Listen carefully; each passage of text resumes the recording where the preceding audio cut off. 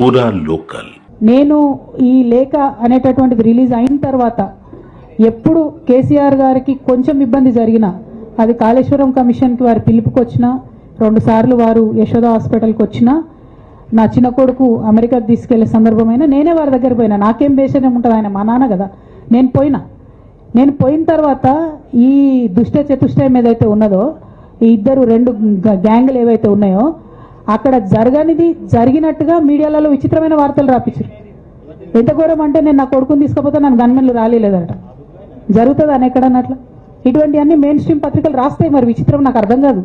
Main stream పత్రికలు అనేటటువంటి ఇట్లాంటి వార్తలు మరి ఆడ ఎవరు లేని కూడా లేరు. ఎవరు చెప్పిరు, ఎందుకు రాపిచ్చిరు? సో నేనేమంటున్నా అంటే నేను ఎప్పుడు నాన్న దగ్గరికి వెళ్ళడానికి చూసినా కూడా మా మధ్య స్పర్ధ పెంచడానికి అనేకమైన వార్తలు రాపించి అనేకమైన కుట్రలు ఈ గత 103 రోజులుగా కొనసాగుతూనే ఉన్నాయి నా మీద. కానీ అంతకుముందు కూడా జరిగినాయి అనేదే నేను చెప్తున్నా.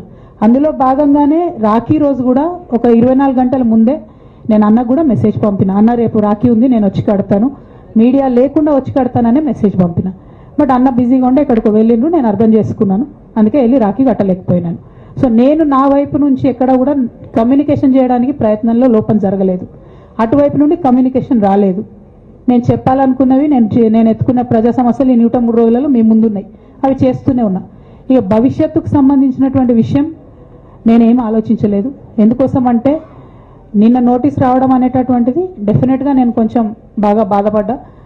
నాకెందుకు నోటీస్ వస్తుంది, మరి నా లేఖ లీక్ అయింది, లీక్ చేసింది ఎవరు అంటే చేసినటువంటి వ్యక్తుల మీద ఎందుకు విచారణ జరగలేదు అనేటటువంటిది ఖచ్చితంగా పార్టీ అంతర్గతంగా ఆలోచన చేసుకోవాలి. అంటే నన్ను ఏం మాట్లాడకుండా నన్ను డైరెక్ట్గా ఉరిదీస్తారు. నేను ఎవరి మీద అయితే కంప్లైంట్ చేసినో కనీసం వాళ్ళను అడిగినరా, అడగలేదా, చర్యలు తీసుకున్నారా, తీసుకోలేదా, ఏమీ చెప్పకపోతే ఆ మాత్రం అంతర్గత ప్రజాస్వామ్యం లేకపోతే బయట ప్రజలకు మనం ఏం చెప్తామన్నది నా ప్రశ్న.